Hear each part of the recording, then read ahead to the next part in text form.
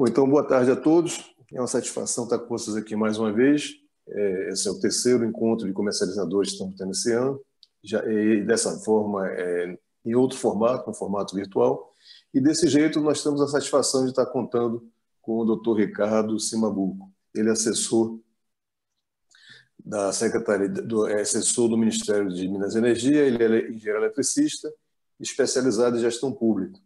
Ele é especialista em políticas públicas e gestão governamental do Ministério da Economia, a lotação dele, e está ocupando a função de assessor na Secretaria Executiva no Ministério de Minas e Energia. E nessa função tem acompanhado exatamente o tema que vai ser o objeto da nossa discussão, que é o processo de aprimoramento e modernização do setor. O Dr. Ricardo atua na ANEEL, até o ano passado, na Superintendência de Regulação Econômica e Mercado e na Superintendência de Regulação da Geração. No Ministério, ele atuou também na Secretaria de Petróleo, Petróleo, Gás e Biocombustíveis, e antes dessa passagem na área de regulação, na área de governo, ele trabalhou basicamente em projetos de automação industrial em diversos segmentos. Segmentos de papel e celulose, indústria química e tudo mais. Então, ele tem bastante experiência em processos industriais. Ele hoje está substituindo a doutora Marisete nessa apresentação que ele próprio ajudou a preparar e agora está também apresentando para a gente. E, conforme eu estava me repetindo, eu vou pedir para a Glaucia se apresentar e, nesse momento, exibir também o vídeo que a doutora Marisete gentilmente nos mandou, dando as boas-vindas para as pessoas nesse evento e explicando por que ela não teve a oportunidade de estar aqui conosco.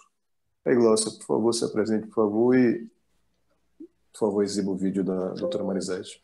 Certo. Obrigada, Paulo. Boa tarde a todos, né? Meu nome é Glaucia, eu trabalho na FGV Energia, eu coordeno o MBA do setor elétrico e também alguns projetos ali na FGV. Quem tiver alguma dúvida, qualquer questão, fique à vontade para poder nos mandar as perguntas no privado ou aqui no chat. E também, né, Paulo, se quiser levantar a mão ao final, também pode ficar à vontade aí para poder debater. Eu vou compartilhar aqui agora o vídeo da Marisete, só um instante. Vocês conseguem visualizar, Paulo? Me dá o ok. Ainda não. Apareceu aqui sua tela. Então, peraí. Deixa eu recompartilhar aqui. Aqui.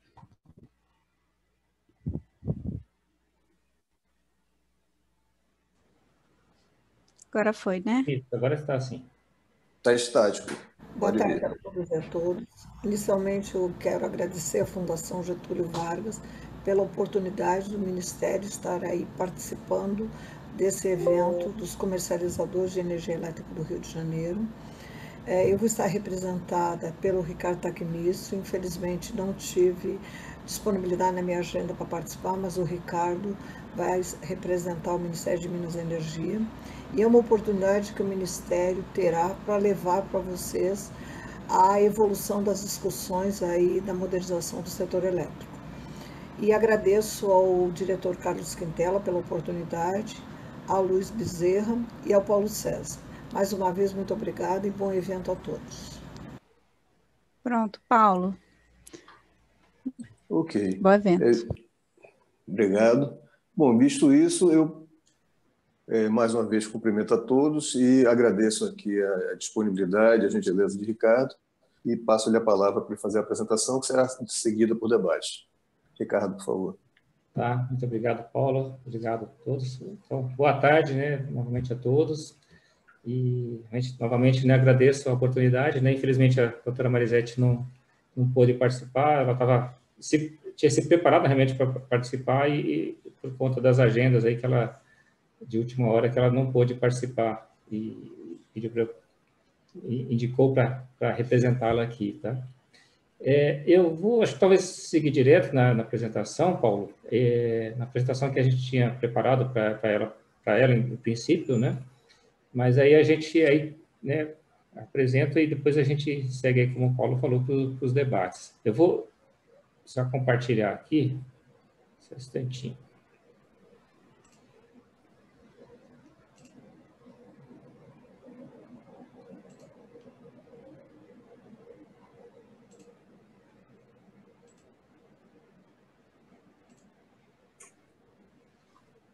Imagino que estejam vendo a apresentação, né? Sim, chegou aqui. Ah, tocar. Bom, o foco, como, né, esse encontro é voltado para os comercializadores também do Rio de Janeiro, mas também esse foco da modernização do setor elétrico, né? Na questão da modernização, né, não podemos, né, deixar de lembrar, né, que o objetivo dela, da modernização, que essa buscar energia elétrica de forma competitiva, né? Então, a preocupação da modernização é a competitividade da energia elétrica, mas que essa competitividade seja buscada com sustentabilidade, mantendo a sustentabilidade da expansão, na realidade, né? Como houve essa sustentabilidade no modelo que está em vigor também, a intenção do Ministério é que essa expansão continue sendo sustentável, da expansão da geração, e também um foco grande nessa questão da abertura dos mercados com uma maior eficiência na alocação de custos e riscos. Então, são alguns pontos que o Ministério identificou, na realidade foram identificados lá desde a CP 33, essa necessidade de aprimoramentos, né? E a modernização do setor elétrico, que iniciou o ano passado, ela busca aí realmente, né, dar efetividade a esses objetivos, né? Então, só remontando, né, para falar da modernização, é uma história que é recente, né, muitos conhecem, mas sempre é bom relembrar. Lá em princípio, no primeiro semestre ainda de 2019, é que se iniciou essa discussão da modernização com a Portaria 187, criando um grupo de trabalho dentro do Ministério e também apoiado nas instituições ANEEL, CCE, IPE e ONS, para buscar, né, a partir aí das conclusões que houve na CP 33, iniciativas que dessem efetividade àquilo que foi discutido, né? O grupo de trabalho lá no início, né, em abril, ele teve uma incumbência do ministro de fazer cumprir nesse prazo de 180 dias, né, apresentar propostas de atos. No final era uma tarefa até bastante audaciosa na época, né, que estava se retomando aquela discussão que tinha sido, de certa forma, travada, foi levada depois para os PLs, né, no âmbito do Congresso, mas no âmbito do Ministério de Minas e Energia, especificamente, ela tinha ficado um pouco mais no aguardo dessas mudanças legais, né? E o que se identificou na época, né, em abril de 2019, um pouco antes, essa necessidade de que, à medida que os projetos de lei fossem caminhando, né, na realidade, que a mudança legal começasse a avançar, seria necessário que o Ministério tivesse preparado para essas mudanças, assim que essas leis fossem sancionadas, né? Então, o grupo de trabalho teve alguns prazos de fazer um diagnóstico geral e fazer uma proposta de plano de ação, e ele acabou, né, seguindo nessa linha, tá? Nesse caminho de buscar essas soluções e de fazer essas discussões, o grupo de trabalho se desdobrou em vários grupos, vários temas a serem tratados, né? E aí as instituições que estavam conduzindo cada tema começaram a seguir, né, seus caminhos no sentido de ouvir, principalmente a grande linha temática que foi usada, foi seguida, na linha metodológica, na realidade, seguida no grupo de trabalho, foi tentar ouvir também as opiniões de todos, né, principalmente do setor, órgãos de governo também, fazer algumas consultas públicas e, principalmente, o envolvimento dos agentes e associações para poder, a partir lá da CP 33, né, procurar caminhar e buscar soluções ou buscar propostas, né, que dessem ajudassem a dar essa efetividade naquele objetivo, né? Vocês veem que lá, né, pela contabilização que foi feita, né, mais de 1.500 representantes de empresas, né, foram ouvidos, né, e contribuíram de alguma forma, né, nesses relatórios que foram executados lá no âmbito do GT. Com base nessas conversas, né, é que se seguiu, né, conseguiu seguir esse alinhamento, né, esse novo contexto político. E se percebeu também, né, essa questão que a modernização do setor elétrico não era um simples marco legal, né, uma mudança de marco legal, mas esse é um processo de mudança de toda a estrutura, né, o modo de pensar, a forma de como ia também levar a forma de atuação dos agentes, né? E só retornando, né, ela teve como base a CP33, que também tinha tido antes a CP21, e a grande preocupação que havia no GT, né, era essa questão de como implementar, né, a modernização do setor elétrico a partir da mudança legal. Tá? O GT, ele finalizou lá nos 180 dias, né? O grande avanço que ele trouxe foi essa questão de fortalecer os consensos acerca dos rumos da modernização, e criar essa busca de um ambiente de confiança, de segurança jurídica, e também, né, ela mostrou a necessidade, né, e proporcionou essa possibilidade de articular as agendas, tanto do Ministério no desenvolvimento das políticas públicas, e também na gestão das políticas públicas aí junto ao Congresso, a própria ANEEL com as suas questões regulatórias, o tratamento regulatório dos temas, a EPE em relação aos estudos e direcionamento dos estudos futuros, e o INSS-CCE também, né, que são fortemente impactados por essas decisões que foram tomadas em relação à modernização. E também, né, o INSS-CCE, principalmente como tendo os grandes fornecedores de dados, né, de informações que permitem ao Ministério, avaliar também essas questões e ajudar a tomar os rumos para a modernização. Né? Só lembrando, lá no final de outubro, no início de outubro, né, o GT ele chegou um relatório final e ele trouxe muitas achados, na realidade, né, em relação a esses temas, né? O que se identificou, né, que essa questão das mudanças no mundo que estão havendo, a inserção de renováveis, o surgimento das novas tecnologias, baterias, os carros elétricos também, e a questão do empoderamento do consumidor, a IoT também, o crescimento e toda a questão da geração distribuída, foram fatores que foram identificados, né, e tratados como sendo assim pontos que não podem ser desconsiderados, né, nessa questão da mudança do mundo, e é uma situação inevitável, né, que a gente vai seguir, independente do que tiver de legislação, de como tiver conformada a regulação, né, essas inovações vão continuar chegando, vão continuar surgindo, né, e a gente vê, né, até ao longo da pandemia, a gente viu que cada vez mais, né, tem essas inovações sendo inseridas aí no contexto do setor, né?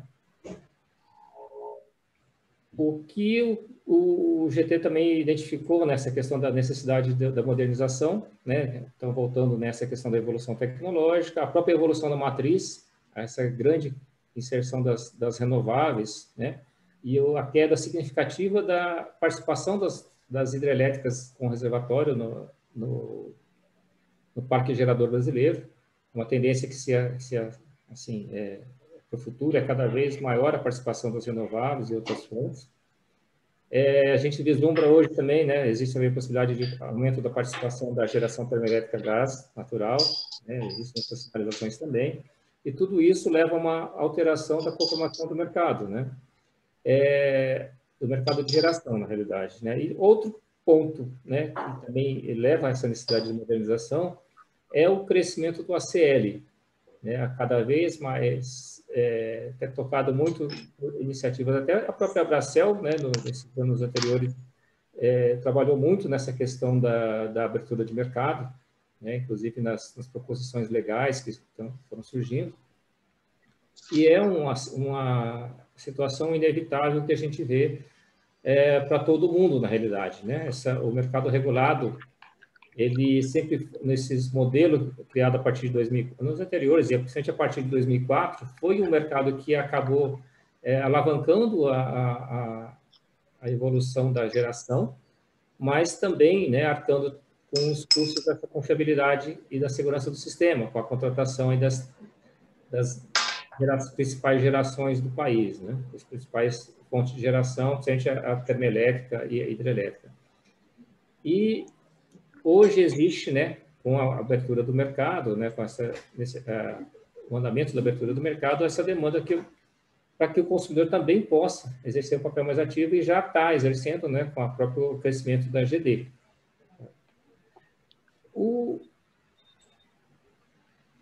que o grupo de trabalho identificou, né, o GT de modernização identificou, foi que os vários temas tratados, né, que foram tratados em cada grupo, individualmente, né, na hora que a gente foi juntar para o relatório final, né, se identificou essa necessidade de ter uma abordagem mais integrada entre os temas, porque existe muita correlação ou muita interferência o avanço de um tema em relação aos outros temas, impacta significativamente muitos temas entre eles, né?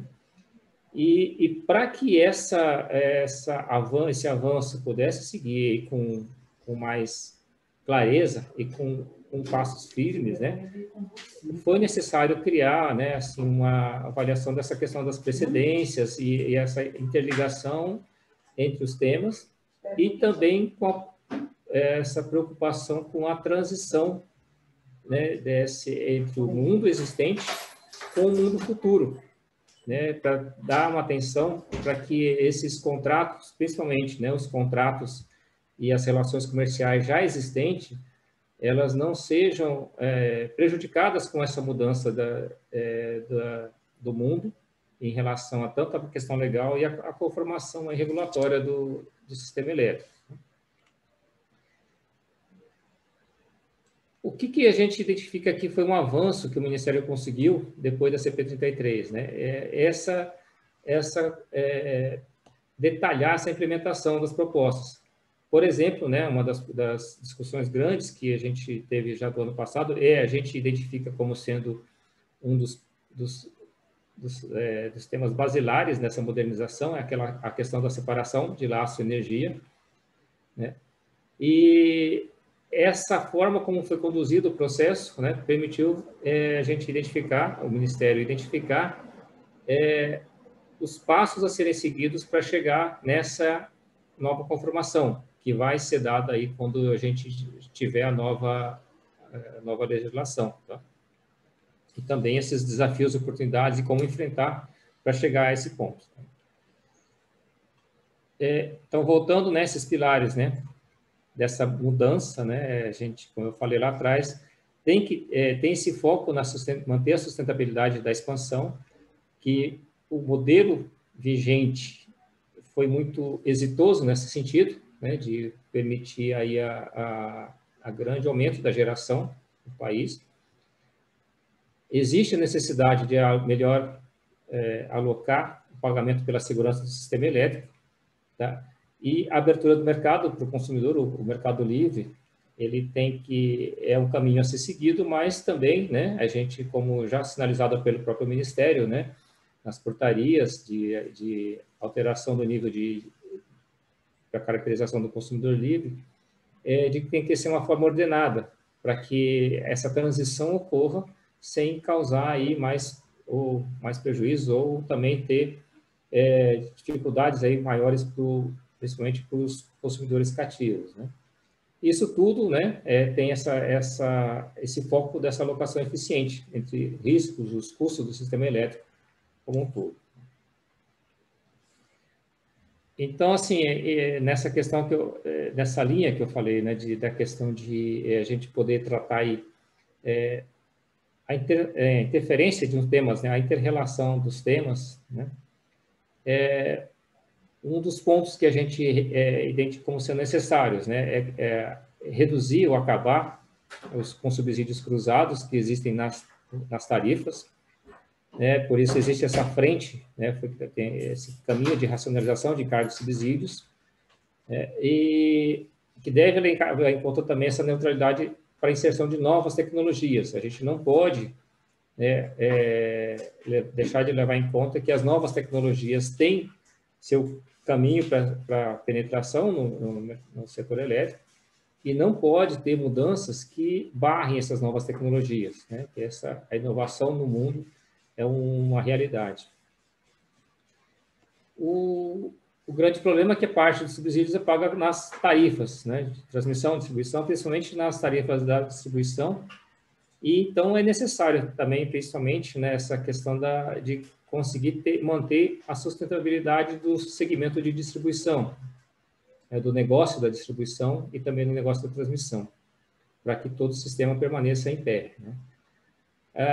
A desburocratização e melhoria de processos é um outro ponto, é uma outra frente de ação que se identificou necessária para que o ACR e a ACL, né, enquanto ainda eles são de portes relevantes, um frente ao outro, né, não haja falta de isonomia entre eles, né? A gente identifica hoje, por exemplo, né, como sempre foi trazido por muitos agentes do ACL, né, tratamentos, de certa forma, diferenciados na obtenção de outorga, né, velocidade de obtenção de outorga e acesso à rede, né? Então, existe a necessidade de tratar esse tema também. A sustentabilidade da distribuição é muito vinculada a essa questão das novas tecnologias, que assim, de certa forma, são um desafio aí, por exemplo, o desenvolvimento da micro e mini geração distribuída, os contratos também de geração de distribuição que estão aí próximos de vencer ou vão vencer ao longo dos anos, eles têm que ser renovados ou licitadas as novas concessões, as concessões de distribuição, no sentido de garantir que nas próximas décadas esse negócio da distribuição continue sustentável, tá? Mesmo com essas mudanças na conformação do sistema, né? O laço energia, que é esse item 4, né, também, que é essa separação, ela tem que ser feita de forma que haja uma manutenção, né, da segurança, da integração dos setores e ter a segurança do suprimento, né? A energia, a intenção, né, que o caminho que foi identificado, a necessidade de ter um mercado de energia como um commodity, mas também a necessidade de ter a segurança do suprimento do sistema, né? Isso sem esquecer aí, né, dos contratos que estão vigentes, que vão perdurar aí por muitos anos. A transição, como sempre ocorreu no setor elétrico, né, essas mudanças de paradigmas na legislação e na própria conformação do setor, elas têm que olhar também a questão dos contratos legados, para que não haja uma quebra de contratos, para que os contratos que são vigentes não sejam prejudicados, né, e os agentes não sejam prejudicados nessa conformação, nessas decisões que foram tomadas já antes das mudanças do setor. E, com base nisso, né, também que existe essa necessidade de reavaliar, ou rediscutir, ou repensar como tratar o MRE, tá? Enquanto um mecanismo aí de segurança para a própria geração e para a própria sustentabilidade aí do sistema, tá? Um ponto que tem a gente trabalhado muito também, essa questão da integração de setores de gás e energia elétrica, a discussão se aumentou bastante, né, por conta do avanço do PL do gás. Então, existe a necessidade, já se identificava a necessidade no ano passado, nessas discussões. Paralelamente, a CP33 também houve a discussão lá do gás para crescer, lá pelo Ministério, nos anos 2017. Então, se sentiu a necessidade, justamente, de retomar essa questão da integração dos setores, até para fazer com que os setores se desenvolvam sem que haja aí uma necessidade de um dito subsídio entre os setores, tá? Para que eles se desenvolvam firmes, mas sem necessidade de um se ancorar no outro. A formação de preço, né, de preço por oferta e por demanda, também é uma discussão grande que impacta não só a financiabilidade do setor, a sistemática dos leilões, mas também a própria dinâmica da atuação dos comercializadores no mercado, a própria dinâmica de atuação de todos os agentes, na realidade, no mercado, o modo de pensar, se a gente vai desvincular aí dos modelos matemáticos ou não. É uma discussão grande, que a gente tem que travar para poder ver qual o caminho a ser seguido na modernização. E com base nisso também, essa questão dos critérios de garantia de suprimento, que a gente, ao invés de ser simplesmente na questão do déficit ou da profundidade de déficit, deve-se levar em conta mais elementos para poder ter uma robustez maior aí na garantia de suprimento. E um ponto também que se identificou importante, essa questão da modernização trouxe essa discussão, é a questão da governança, tanto setorial, da relação entre Ministério, ANEEL, CCE, ONS também, mas também na própria questão de, por exemplo, como tratar os recursos que o setor elétrico gera, que, por exemplo, os recursos de P&D, se identificou a necessidade de haver uma melhor gestão para esses recursos, então a necessidade de tratar melhor a governança também dos modelos computacionais, a própria CEPAMP, essa é um ponto que impacta todos os agentes, sejam eles comercializadores, geradores, a menos os transmissores, mas ela é uma discussão muito importante, até na medida que se caminha para o mercado livre, a questão de transparência das informações, para que todos tenham as mesmas informações, é um elemento essencial para um bom funcionamento do mercado.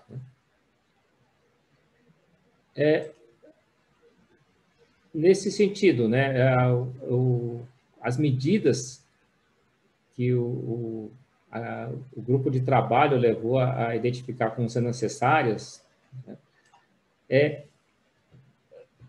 são basicamente essas 7, essa alocação adequada do pagamento pela segurança do sistema elétrico, que hoje é suportada muito fortemente pelo mercado cativo. A abertura do mercado consumidor ela tem que ocorrer de forma ordenada, para que não haja também um impacto grande à sustentabilidade da própria distribuição, que é o pilar da arrecadação do setor hoje.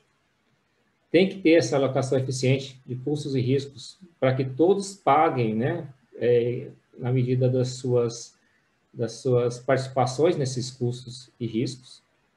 A formação de preços no mercado de curto prazo é uma discussão grande que a gente tem que travar para poder até melhorar a questão da atuação dos agentes no ambiente livre. A contratação da expansão do sistema, a gente tem que manter essa sustentabilidade dessa contratação, mas também garantindo os requisitos aí necessários do próprio sistema, de confiabilidade do sistema, de segurança, e também preparar o segmento aí de distribuição para essa abertura do mercado. Uma das discussões, por exemplo, que se trava para o futuro da distribuidora é de ela ser uma distribuidora, um nicho de mercado somente fio, e não tratar mais a questão da energia, é uma dos avanços que se discute na modernização. E, no fim, por fim, é muito importante essa questão de ajustar para que o setor elétrico seja neutro para essas novas tecnologias, para que todas essas novas tecnologias tenham capacidade de ser inseridas aí no contexto do setor elétrico. Nesse sentido, que ao final do trabalho do GT, se identificou a necessidade de criar mecanismos que levassem a uma implementação mais efetiva realmente daqueles pontos que foram identificados pelo grupo de trabalho. Por isso, ao final do grupo de trabalho do GT, foi criado o Comitê de Implementação da Modernização. Então, esse é o foco realmente, de implementar essas questões da modernização. Então, ele tem essa incumbência, ela para poder dar essa maior efetividade a essa questão da implementação, o comitê foi implementado com uma série de obrigações. obrigação importante é de reportar periodicamente ao CNPE a evolução das atividades, tá? E os ganhos que estão sendo conseguidos ao longo do tempo, e reportar também ao CNPE, né, aquilo que se pretende seguir adiante nos passos seguintes, né? Aspecto importante, né, que foi colocado junto ao comitê, é de manter a participação, né, dos agentes, na realidade, em relação aos trabalhos que estão sendo feitos, né, reportar aos agentes os trabalhos sendo feitos. A forma que foi identificada de fazer isso foi por meio de participação das associações, né, ou reportar periodicamente às associações os andamentos dos vários grupos de trabalho, das frentes de atuação que foram identificadas, né, que foram estabelecidas, e poder também trazer para as frentes de trabalho as visões das associações para o andamento dos trabalhos, tá? No modo geral, né, o que se buscou colocar no início, né, que cada frente de atuação tem até 4 associações participando, e de Lastro Energia, por ser uma que a gente considera muito importante, se permitiu até mais associações participarem. Só que existem, por exemplo, outras frentes de atuação que, ao longo do tempo, né, outras associações pediram para poder acompanhar também e foram acrescentadas. Por exemplo, de integração em gás e energia elétrica, já são 6 associações que estão acompanhando aí o setor, não só do setor elétrico, mas também do setor de petróleo e gás, estão acompanhando o desenvolvimento dos trabalhos. Tá? Nessa questão do acompanhamento, a atuação das comercializadoras, né, que é por meio da Abracel, eles no acompanhamento de 5 frentes principais, né, que é a formação de preço. Ela é conduzida aí principalmente pela CCE e pelo MME. Critério de suprimento, que já teve até avanços grandes no final do ano passado, que é basicamente tocada lá pela EPE. A abertura do mercado, como não poderia deixar de ser, né, que tem esse grande interesse da Abracel e das comercializadoras nessa questão. E é basicamente pela CCE e a ANEEL, junto ao Ministério, que tem conduzido o assunto. Lastro Energia, né, que é, como eu disse, né, frente de atuação que tem tido mais acompanhamento das associações, e também a sustentabilidade da distribuição, que as comercializadoras têm atuado junto ao acompanhamento. Tá? Em termos de governança do Comitê de Implementação da Modernização, né, existe o comitê, um colegiado do comitê, que participam a secretária executiva e os secretários do Ministério. Um daqueles temas que foram tratados no âmbito do GT se tornaram frente de atuação para a implementação da modernização. Então, de início, no ano passado, foram criadas 15 frentes de atuação. Tá? Este ano foi acrescentada mais uma frente de atuação, que é que trata das concessões que estão vencendo, né? Então, foi criada uma frente esse ano também para procurar soluções para concessões vincendas, e todas essas frentes de atuação se desdobram aí em diversas ações, quase uma centena de ações que os vários responsáveis, né, dentro de cada instituição acabam tendo que se propuseram a seguir, né, e no sentido também de cumprir essas ações, e essas ações são reportadas aí sempre para os pontos focais e são levadas aí periodicamente para o comitê para fins de acompanhamento. Né? O comitê, já desde o início, ele já programou, no início desse ano, tinha programado uma série de reuniões mensais com o Comitê de Implementação da Modernização. A maioria já foram executadas, até eu trago aqui informações da última que foi realizada, foi dia 30 de setembro, dos avanços que foram obtidos até 30 de setembro. Tá? A próxima será ainda no final desse mês. Para isso demonstrar, né, para vocês, né, como existe uma programação de seguir adiante, né,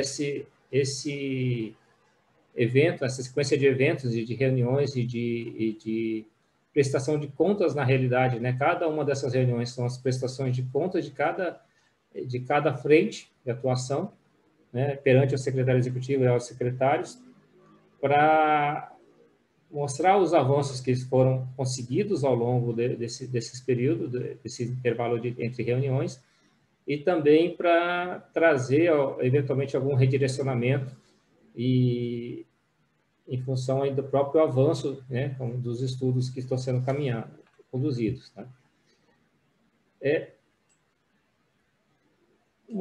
Como uma visão geral, né, das ações, que a gente vai ver aí para frente, depois eu vou seguir adiante um pouco dessas ações, ela busca, em princípio, lá, corrigir esses inadimpreços, né, depois segue também por esse caminho de racionalizar encargos e subsídios, tá? Para até buscar essa redução de investimentos ineficientes, ajusta novos requisitos de expansão do sistema, tem esse caminho que vai seguir, né, para a separação de laço e energia, logicamente, né, como todos sabem, é um caminho que depende do avanço legal, da mudança da legislação, e também, por fim, a abertura do mercado livre, que tem que ser ordenada, né? Isso tudo vai deixar preparado o setor elétrico para essa abertura do mercado livre, né, que tem que ser realmente, né, a passos ordenados, de modo a não impactar toda a conformação existente do modelo atual. Então, só voltando aqui, né, os planos de ação, aqui a gente tem listados 15 planos de ação que foram definidos lá no final de 2019, referentes a essas frentes de atuação, são 15 frentes de atuação, e mais esse ano foi acrescentada, que não está listada aqui, a 16ª, que trata das concessões vincendas, né? A identificação inicial, né, em termos de atividades dentro dessas ações, né, tem, por exemplo, formação de preços, 6 atividades que foram inicialmente previstas de ser conduzidas lá no âmbito dessa atividade, e, eventualmente, pode-se desdobrar aí algumas subatividades para poder chegar ao avanço em relação a essa frente de atuação. Tá? No caso de laço energia, por exemplo, são 11 atividades que foram previstas lá atrás, né? E todas aqui envolvem aí mudanças legais, na realidade, para poder implementar. O que tem se discutido dado que a mudança legal aí deve chegar, né, por conta da mudança da aprovação do PLS 232 ou 1917, o que vier primeiro, mas as ações, as atividades, na realidade, que estão sendo desenvolvidas são considerando que existirá essa separação. Tá?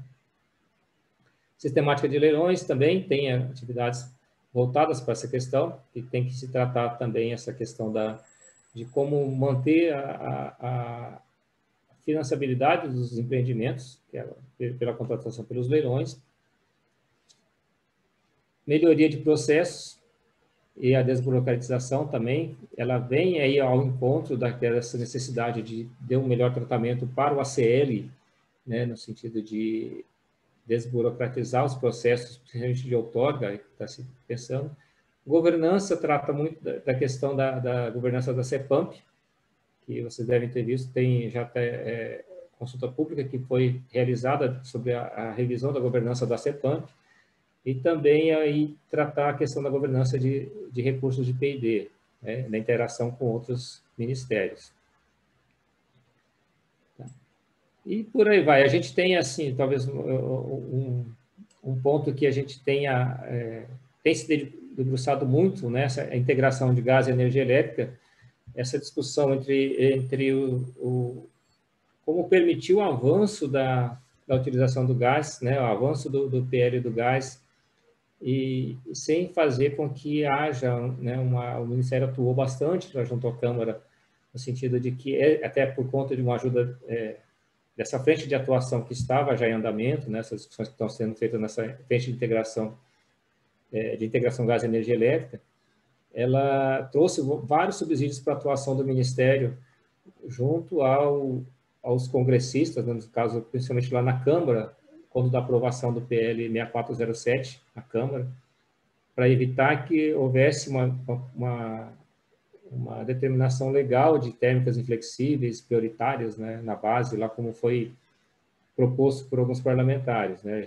Essa batalha, na realidade, foi vencida lá na Câmara, mas ela ainda é uma discussão subjacente no âmbito do Senado, na aprovação do PL nessa tramitação do Senado. Tá?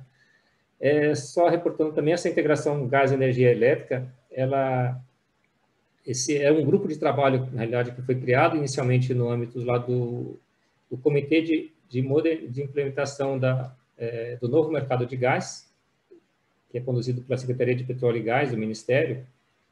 E só que no desenvolvimento dos trabalhos que se identificou que a integração gás e energia elétrica, ela tem que ser tratada não só pela área de petróleo e gás, mas também pelo setor elétrico, né? Por isso que ela se constituiu numa frente de atuação aqui no âmbito da modernização, e ela acaba se reportando aí tanto para a modernização do setor elétrico, quanto para a abertura do novo mercado de gás, tá?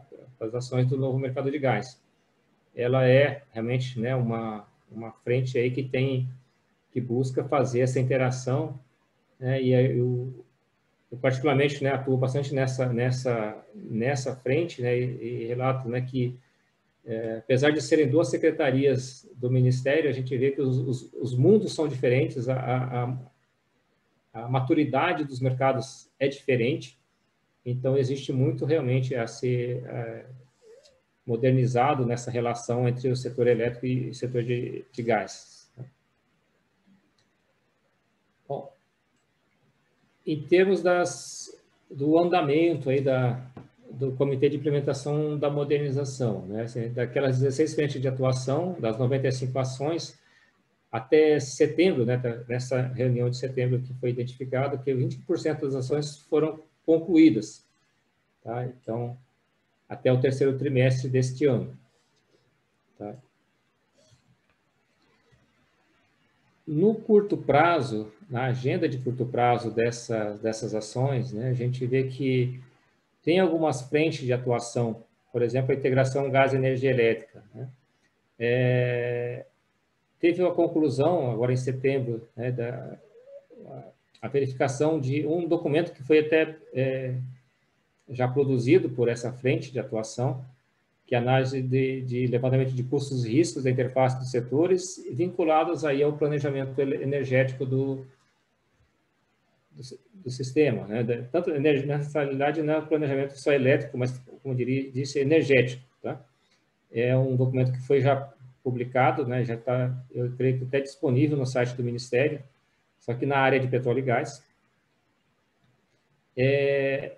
Esse grupo de trabalho também fez várias reuniões com empresas, né, de UTS, detentoras de UTS e também com empresas de EIP, para entender essa questão do gás natural, o negócio do gás natural e uma maneira de como os modelos de negócio já implementados, né, poderiam ser replicados aí para futuros modelos de negócio. É um relatório que está em fase final de conclusão, ele estava previsto para 30 de setembro, mas foi postergado aí mais um mês para a finalização. E esse item 3 é um relatório final desse grupo de trabalho. Ele estava previsto, em princípio, para fins de início de outubro, na realidade, ele foi postergado aí para até final de novembro, para a gente finalizar. Ele tem esse último relatório, ele traz muitas análises, né, análise de sensibilidade, essa questão de qual o impacto de inflexibilidade para o setor elétrico, tanto em nível de operação, como em termos comerciais e tarifários também. Então, esse é um dos pontos.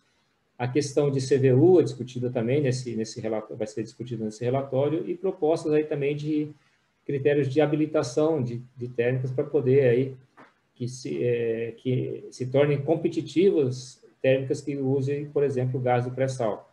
Então, tudo voltado para essa questão da integração dos setores, mas com o foco de que a integração não pode ocorrer como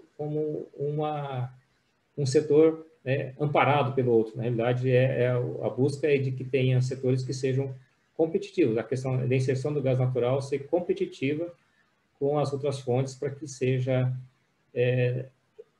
inserida essa fonte, na realidade, na medida que ela se tornar viável, sem que haja um prejuízo aí para os consumidores e para o próprio setor elétrico, né, como um todo.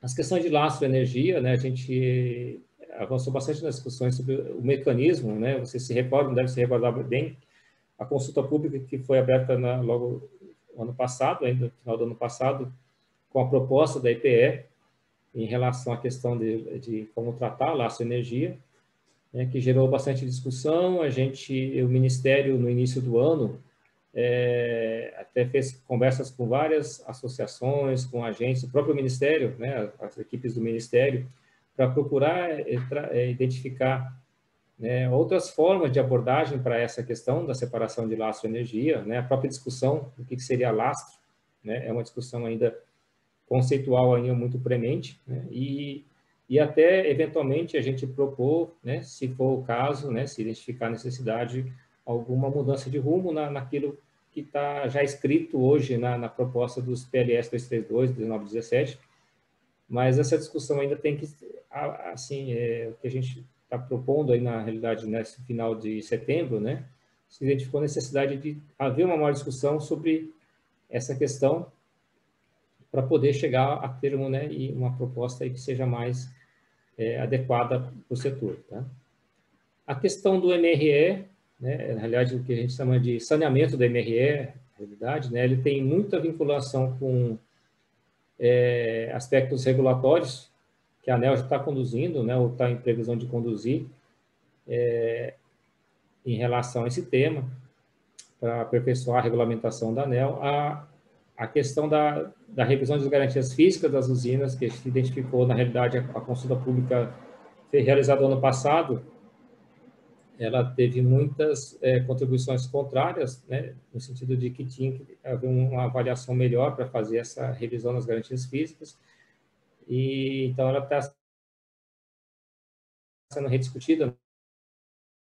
Se caminhou, na realidade, foi de fechar a consulta pública, com o relatório do que foi recebido de contribuição ano passado, mas esse tema não morreu, continua sendo discutido no âmbito dessa frente, da MRE, para ver como caminhar em relação a esse tema. Só lembrando também, nessa questão de revisão das garantias físicas das usinas, existe até uma recomendação do TCU, no sentido de que o Ministério tenha avance mais, né, nesses temas para a futura do setor.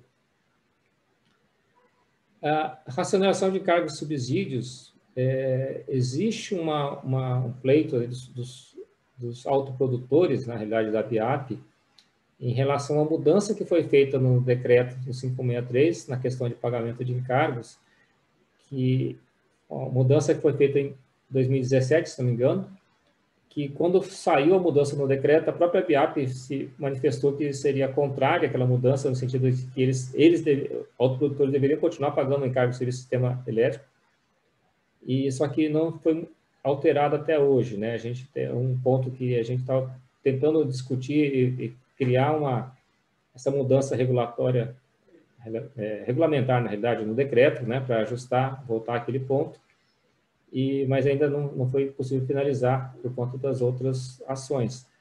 A gente sabe que isso é um aspecto que hoje está sendo bastante discutido por conta da abertura da consulta pública sobre o tema pela ANEEL, que altera significativamente, né, essa questão do entendimento regulatório em relação à questão de consumo líquido, mas então é um tema que volta a ser aí premente de a gente discutir nesses próximos meses, tá?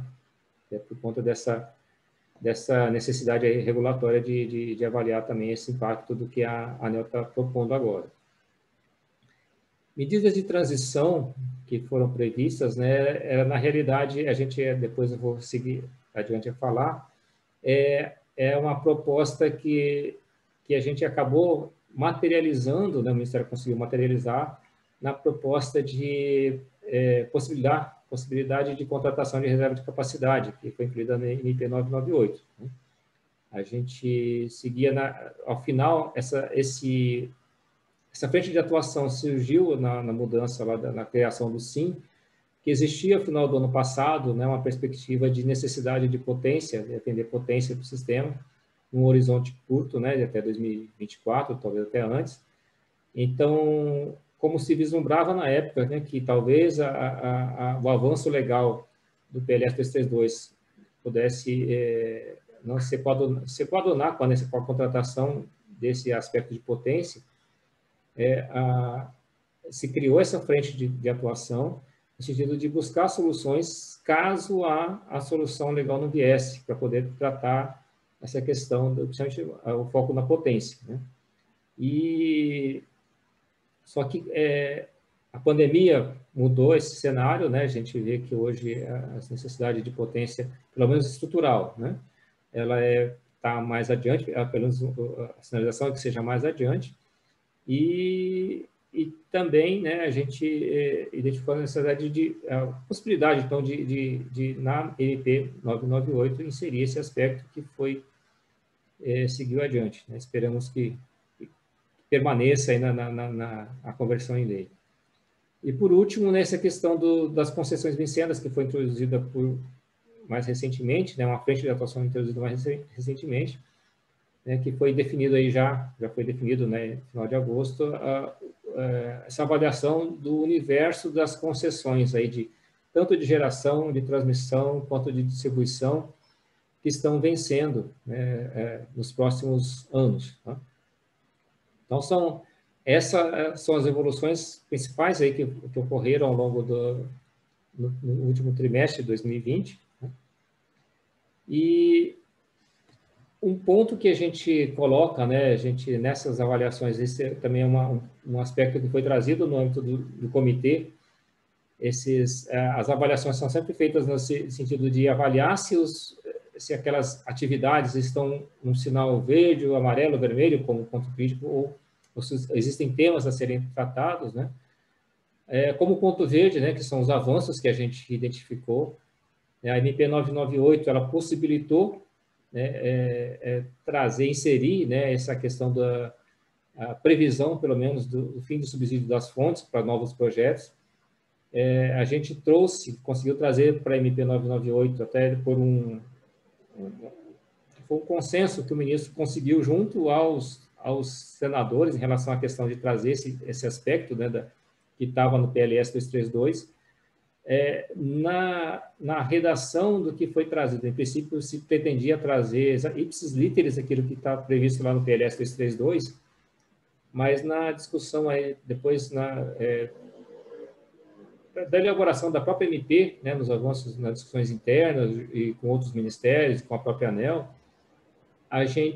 o Ministério acabou propondo, né, para o presidente, né, que essa MP trouxesse essa questão do fim do subsídio das fontes com uma velocidade diferente nessa questão de avanço na fase de transição, e também mudando um pouco o foco da questão ambiental, né, daqueles benefícios ambientais a serem avaliados para as fontes renováveis, né? E se vocês observarem lá no PLS 232, ele tem um foco um pouco de que esses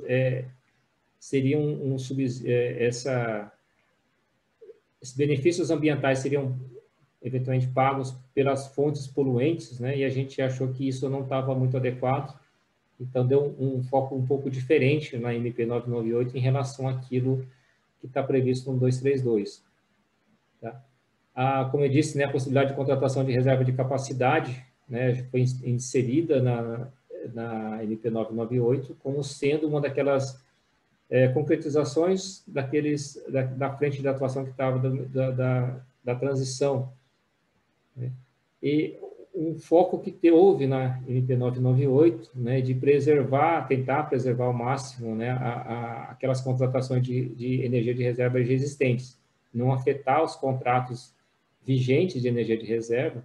Por isso que se buscou fazer uma alteração legal lá na lei, muito mais pontual, né, nessa questão de explicitar que reserva de capacidade e energia de reserva também são muito vinculadas, e que energia de reserva é mais, na realidade, mais uma forma da contratação da reserva. Tá? Outro tratamento que foi dado na MP 998, né, e que isso impacta bastante nos comercializadores, é a questão de procurar dar uma segurança maior para a atividade varejista. É um pleito, né, que eu enquanto atuando na ANEEL, percebi bastante da resolução lá que tratou do varejista, e via lá desde o início, né, essa discussão do risco do varejista com a inadimplência do consumidor sempre foi vista como autossuficiente para impedir ou para dificultar a atuação do varejista, né? Essa previsão que foi colocada na 998, ela busca um pouco trazer isso, né? Da maior segurança em relação à questão da possibilidade de desligar o consumidor que estiver vinculado ao varejista, né?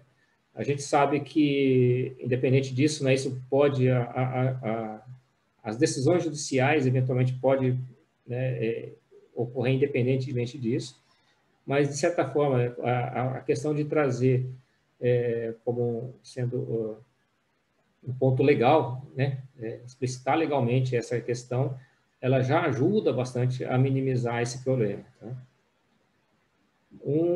Outro aspecto que a gente, né, caminha também, não necessariamente como sendo uma atuação do Comitê de Implementação da Modernização, mas também, né, é um aspecto que traz bastante avanço para a questão da modernização, é a resolução da questão do GSF. Né? O Ministério sempre atuou muito no sentido de que fazer com que houvesse, né, se não a solução judicial que estava demorando muito, pelo menos a solução legal, da forma como está sendo proposta no 3975, pelo 3975, e sempre viu como sendo uma solução, né, que traria aí um benefício no sentido de possibilitar, né, a retomada da confiança do mercado no próprio mercado, né, em si, na realidade, né, com a possibilidade de resolução desses conflitos, e final, né, da judicialização do setor e retomada aí dos níveis de pagamentos, né, como existia antes dessa questão, antes de 2015. Então, a gente vê que esse é um ponto importante, é um passo importante para a própria abertura do mercado livre, para a ampliação do mercado livre. Então, a gente entende que essa é um aspecto que o Ministério tem acompanhado bastante junto à ANEEL, o andamento, né, das discussões em relação à consulta pública para regulamentar o GSF. Estamos bastante atentos. Em relação ao lastro de energia, né, como eu disse lá, a gente está, no slide anterior, a gente tem um detalhamento dessas atividades que tem que ser feitas para poder trabalhar melhor essa questão da separação de lastro de energia e de como tratar, né, as várias propostas que surgiram em função da própria consulta pública que foi aberta com base na proposta da IPE. Então, a gente deve avançar bastante e isso é um dos focos que a gente pretende ter ainda, continuar tendo em relação à questão da modernização.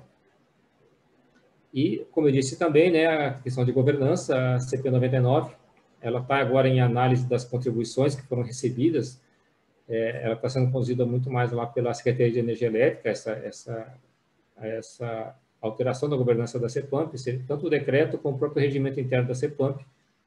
Eu vejo que lá houve contribuições, inclusive, de extinguir a CEPAMP na contribuição da consulta pública, mas também várias contribuições no sentido de aumentar a transparência da CEPAMP, que acho que esse sempre foi a grande discussão, né, em relação à atuação da CEPAMP.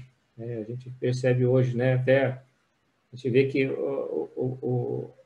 uma discussão que ficou premente essa questão da CEPAMP, dos modelos de programação, na realidade, é a própria situação que a gente vivencia hoje, né, com a decisão da sexta-feira passada lá do CMSE, da reunião extraordinária do CMSE de despacho das térmicas por conta da situação hidrológica. Né? A gente vê que essa pergunta que foi feita, né, pelos integrantes lá, falou, como que, se a gente está vendo como estruturalmente não tem necessidade de ponta, por que precisa, numa situação de transição dos períodos seco e úmido, a gente passa sempre por essa questão, né, esses apertos, né, e essa dificuldade na transição. Então, talvez seja realmente, né, mais um ponto aqui, essa governança da CEPLAMP pode ajudar a trazer uma melhoria nessa questão dos modelos de programação da operação.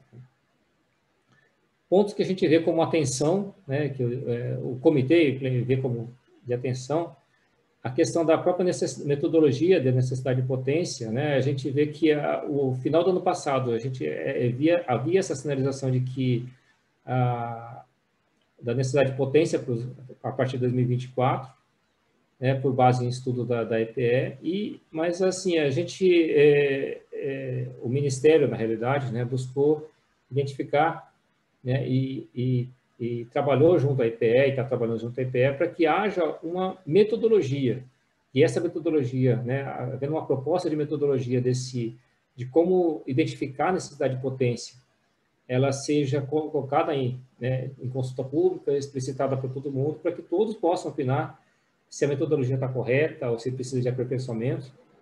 Né? Essa preocupação existe, né, na verdade, para que as decisões em relação a uma contratação, né, de potência, por exemplo, né, talvez utilizando o mecanismo de reserva de capacidade, para que se justifique as contratações, já que vai ser um bem sistêmico que todos vão ter que pagar. Então, é necessário que a identificação dessa necessidade seja assim, conhecida, a metodologia conhecida por todos, e que todos concordem com essa necessidade para que isso siga adiante. É uma preocupação do comitê, da modernização, na realidade é essa. Tá? Gás e energia, como eu disse, né, existe essa preocupação de procurar não ter em diploma legal, né, uma positivação lá dessa questão de despacho de térmica flexível, mas é que o Ministério tem pontuado sempre para os parlamentares, né, e que pode ser necessário, né, desde que os estudos de planejamento e de operação indiquem necessidade, e que eventualmente uma térmica que seja inflexível, que ela participe de um leilão, né, que ela seja competitiva no leilão para que seja inserida no setor elétrico e não goela abaixo do consumidor, aí, que a gente vê como sendo uma coisa ruim para o consumidor e para o setor como um todo, à medida em que você faz uma inserção de uma fonte sem ter a devida comprovação de que ela é a melhor solução. Tá? Um outro aspecto que a gente identifica como necessidade de atenção, né, aqui a abertura de mercado, também ela ocorra aí junto com o avanço da questão da tarifa binômio. Então, a tarifa binômio hoje é um assunto tratado pela ANEEL, previsto ser tratado pela ANEEL, e então é necessário que haja uma concatenação desses passos para que isso ocorra aí, né, sem prejuízo aí para o mercado como um todo. E uma preocupação grande, né, que hoje é premente, né, essa questão da MP 998, existe essa preocupação do Ministério de que fazer com que essa MP não caduque, né, como outras tantas MPs que já do setor elétrico, inclusive, já caducaram ao longo desses anos todos. E a gente sabe que se ela não for votada lá até o final do ano, ela vai ter um prazo muito curto, né, depois da retomada lá no ano que vem, quando retoma as férias parlamentares, o recesso parlamentar. Então, o que a gente tem buscado, o Ministério tem buscado entabular negociações com os congressistas, no sentido de que esse rito da MP, de aprovação da MP, ela ocorra com uma celeridade aí que a gente, para garantir que esses avanços que a gente entende que foram colocados na MP, eles sejam materializados aí em lei. A gente sabe das dificuldades, né, e todos sabem, tem 205 emendas, algumas que modificam bastante algumas coisas, outras buscam maiores subsídios para alguns setores. Então, a gente tem atuado também no sentido de que manter essa essência da 998, né, que ela tem muita vinculação com a modernização, com esse alinhamento com a modernização, e a busca que essa conversão na lei, ela mantenha essa essência, né, para não ter esse desvirtuamento aí em relação a essa questão. E até vinculado a isso, né, tem essa questão, como a gente vê como ponto crítico, essa discussão da geração distribuída, né, que está empacada aí nessa discussão regulatória da ANEEL, mas certamente tem que ter um tratamento, né, a gente vê que tem várias propostas parlamentares para buscar algum tratamento disso, e o Ministério também tem essa preocupação e buscando também, tem buscado também, né, uma discussão bastante em relação a identificar qual o melhor caminho a seguir, dado que essa geração distribuída, né, assim como inovação tecnológica, né, ela avança e segue avançando, né, independente de a gente conseguir seguir esse ritmo ou não. Acho que é isso. Até ser obrigado aqui é porque era para a Marisete, né, mas eu digo obrigado a todos por ouvir aí esses minutos. Pois é, Ricardo. Nós é que agradecemos aqui pela excelente apresentação sua. Você fez um panorama muito vasto e a percepção que eu tenho é que a cada vez que a gente consegue ver o conjunto das coisas que estão acontecendo, é que a gente se dá conta da importância e da abrangência do que a gente está mexendo. Então, estamos fazendo uma reformulação profunda no setor, tanto do ponto de vista da quantidade de temas que estão sendo tratados, quanto do impacto que essas alterações vão provocar no setor que a gente conhece. Então, mais uma vez, lhe agradeço aí, acho que foi muito ilustrativo, né? E muito obsareiro também a gente perceber que um processo com essa característica, ele começou há mais de 3 anos, ele continua sendo perseguido, continua sendo acompanhado com muito rigor, com muita determinação e com muita metodologia, dentro de uma perspectiva de implementação coordenada e uma implementação consistente do que foi pensado. Então, dito isso, eu abriria aqui para a turma para começarmos os debates. Tenho certeza aí que tem uma série de dúvidas, questionamentos e propostas que essa sua apresentação suscitou ou ressuscitou com relação às preocupações da turma. Por favor.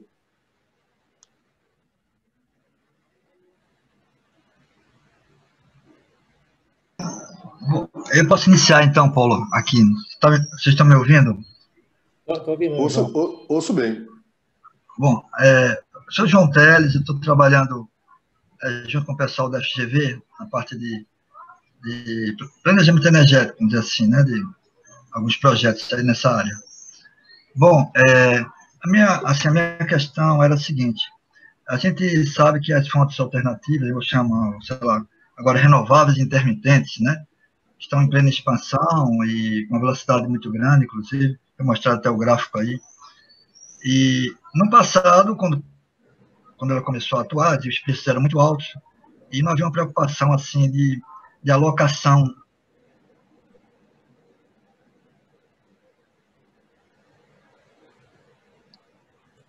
da geração. Onde é que estaria alocada essa geração? A gente vê que, bom, o Nordeste, eu diria que a performance do Nordeste na área de fontes renováveis é muito, sabidamente, mas tem levado talvez alguns, eu diria, gargalos, vamos dizer assim, né?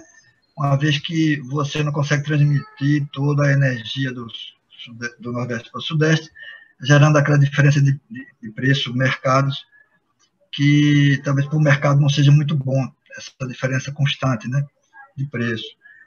Outra coisa também é que você pode ter restrições locais, vamos supor, no Sudeste, de geração térmica poderia ser também otimizada.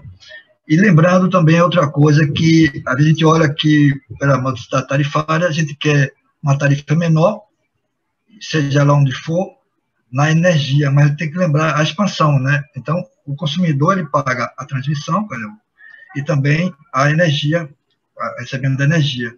Então, a minha pergunta vai nesse sentido, ou seja, não sei se está em andamento, ou se está se pensando, fazer um estudo sobre a questão da alocação regional, de repente, um leilão regional, e direcionasse pelo menos uma otimização desses custos, né, da expansão e até das restrições locais em outros mercados, principalmente o Sudeste, né, que troca muita energia com o Nordeste. Então, a minha questão seria essa, se está vendo isso, e também estou alertando, caso não esteja sendo feita, considerar essa observação.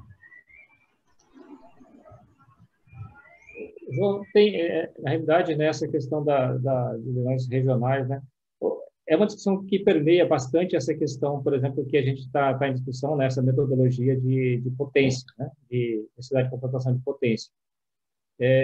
Você vê que a identificação, existe uma visão, né, do planejamento também, né, pela própria EPE, de que os sistemas estão planejados, né, e para atender todo o SIM como um todo, né? Então, em princípio, né, que não existiria assim,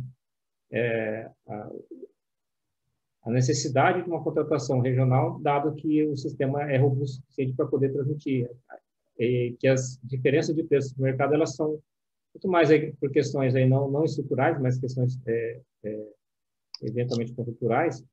E agora essa metodologia, nesse sentido, é que a gente tem feito essa sugestão, o Ministério tem feito essa sugestão junto à EPE e também ao ONS, né, porque são dois entes aí que enxergam bastante essa questão do regional, das necessidades regionais ou locais, de que desenvolver uma metodologia e propor ao Ministério uma metodologia, né, que dê essa segurança em relação a isso, né, de como tratar essa questão, né, se realmente existe necessidade de uma contratação regional, local ou não, né, para poder atender esse tema. A gente sabe que quanto mais, do ponto de vista de competição de leilão, né, quanto mais focado a gente deixa, né, restrito, maior é a possibilidade de pagar mais caro, né? Se a gente tiver leilões, a tendência de ter leilões que você restringe, né, o universo aí de locação, você reduz a competição e tende a pagar mais caro. Então, essa discussão ainda tem um avanço que a gente que se busca, né, no âmbito da modernização, para se ter a certeza, né, de que essa contratação, por exemplo, com reserva de capacidade, pode levar, se for necessário contratar, né, indicar a própria contratação de reserva de capacidade. É uma dúvida que a gente tem hoje. Se for necessário contratar, eu posso contratar, por exemplo, essa necessidade de atender o Nordeste. Necessariamente tem que contratar alguma técnica, uma fonte que seja no Nordeste, ou posso contratar um leilão geral e onde quer que essa instale é possível o ONS administrar, né, para atender essa necessidade. Essa metodologia que está sendo desenvolvida que vai trazer respostas, para essa questão. Então, a gente tem essa preocupação, né, realmente em relação a isso, mas não tem ainda uma resposta efetiva em relação a isso. Vai depender do avanço dos estudos. A gente vê até, quando eu citei nessa questão do despacho, que o CMSE decidiu na sexta-feira passada, né? A gente vê relatos que o ONS, por conta da situação hidrológica, o aumento da temperatura, a falta de chuva no início de outubro, né, levou a sistematicamente usar a recuperação de reserva operativa, né? As usinas térmicas despachando aí com CDU 30% mais caro para poder atender ponto do sistema, né? Então, a gente falou assim, estruturalmente, né, no início da pandemia, no meio da pandemia, né, em maio, junho, a gente já falava, não tem necessidade de potência, que o consumo caiu tanto que não tem necessidade, mas não passou alguns meses, a gente vai sentir falta, ou o sistema por conta da própria situação conjuntural, bem conjuntural ainda, e levou a limites aí, né, de estresse do atendimento do sistema. Então, é uma discussão que a gente tem que travar aí, e logicamente, né, a gente se pretende, né, assim como todos os temas que estão sendo colocados na modernização, a orientação é que tudo seja discutido, né, antes da tomada de decisão em relação ao assunto. Se for, por exemplo, algum tema que leve ao encaminhamento de uma decisão de portaria do Ministério, uma coisa nesse sentido, que haja ou até proposta de decreto, né, que haja uma consulta pública antes de dar algum encaminhamento, né, para ter realmente, né, uma participação de todos, oportunizar a todos de participar dessa discussão e encaminhamento das discussões, né.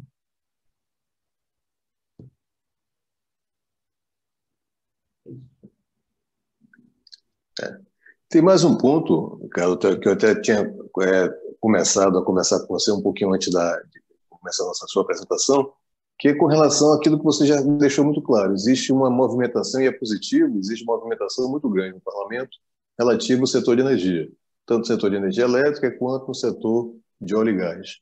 Mas esse conjunto de iniciativas nem sempre é harmônico. Nós temos alguns projetos que estão em curso, você citou alguns deles, E existem divergências e contradições dentro de cada uma dessas propostas, as emendas trazem isso, e entre essas propostas entre si. Então, no meio desse conjunto de iniciativas, cada qual puxando para um determinado tipo de percepção, qual é a visão do Ministério com relação a isso? Como é que ele tem se postado? Como é que ele tem se articulado para poder conviver com as oportunidades e também com os riscos que decorrem dessa atividade parlamentar? Tá.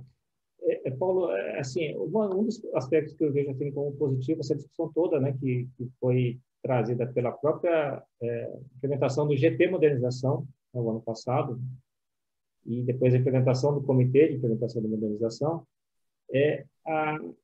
trouxe maior clareza para o Ministério, né, de um conjunto assim, de mudanças que devem ser efetuadas para que assim, tudo ocorra de maneira harmônica, né? O avanço da modernização do setor elétrico ocorre de maneira harmônica. Essas discussões todas, né, acabaram trazendo esses subsídios e o que o Ministério tem feito, né, com base nesse conhecimento que foi adquirido, né, dessa percepção que foi adquirida com base nessas discussões todas, né, tem atuado no sentido de procurar mostrar aos parlamentares essa questão, né,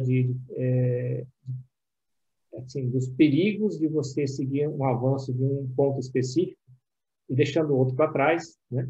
E também nessa questão de qual o rumo que tem que ser seguido, né? A gente tem se reportado muito, né? Muito das propostas parlamentares aí que têm surgido ao longo do tempo. A gente tem reportpor muito que essa questão de que o PLS 232, na forma como um todo, né? Seria um balizador para eles seguirem. E uma mudança muito pontual, né? Isso que a gente também tem vai procurar levar lá no caso do projeto lá de Código do Setor Elétrico, né? Uma mudança pontual que ela pode ser não benéfica para o setor como um todo, né? Se ela não for discutida com todos os avanços que estão sendo nos outros projetos. Então, o Ministério o ministro, né, tem atuado junto aos parlamentares nesse sentido, de procurar demonstrar isso.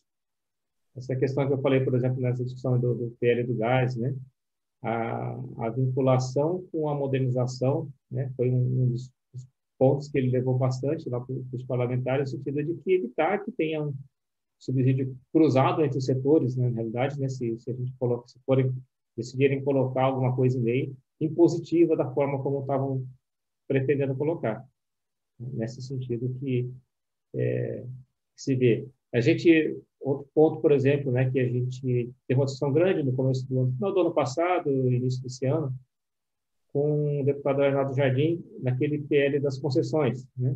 A revisão do PL das concessões, que acabou sendo, assim, teve uma iniciativa do próprio Ministério da Economia em relação à questão do PPI, né? Só que depois, com a junção de PL de concessões com com a lei das PPPs, né, na realidade, acabou ficando uma confusão danada. E a gente atuou bastante, né, teve atuação junto à Casa Civil, e para procurar demonstrar, né, que muitas das mudanças que estavam sendo feitas lá não precisavam ser feitas. Uma das discussões que a gente colocava, assim, a gente ouviu colocar, né, o modelo do setor elétrico é um balizador, então tem que fazer todas iguais. Só que mudar o PL das concessões, a Lei 8987, pode trazer mais confusão do que... Então, se está funcionando, deixa o setor elétrico de lado e mexe nas outras leis, né, mas não mexe nas leis do setor elétrico, porque senão causa mais confusão. Não mexe naquilo que está funcionando. Mas isso tudo a gente, né, conseguiu, né, ter essa visão, até realmente, né, com base naquilo tudo que a gente tem discutido no âmbito da modernização. E conseguiu ver os impactos, né, no modo global de cada mudança que está sendo proposta. Aí, a gente consegue ver aí perceber melhor, na realidade, né, as mudanças pontuais que estão sendo propostas.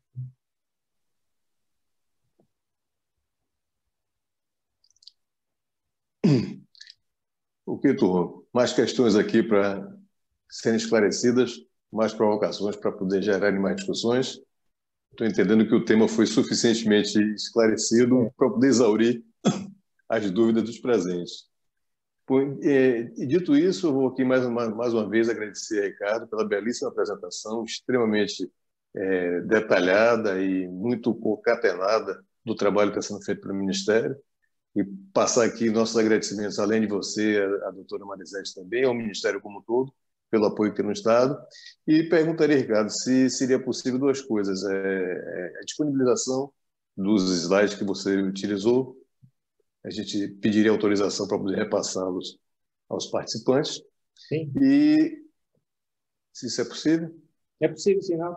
Tranquilo. Pode... Ok, obrigado. E outra coisa é que a gente gravou a sua apresentação e a gente tem um canal, o canal da FGV. Se vocês concordarem, a gente pode deixar essa gravação disponibilizada no nosso canal também, para as pessoas que quiserem rever isso aí, ou para os comercializadores que eventualmente não tiveram oportunidade de estar aqui conosco.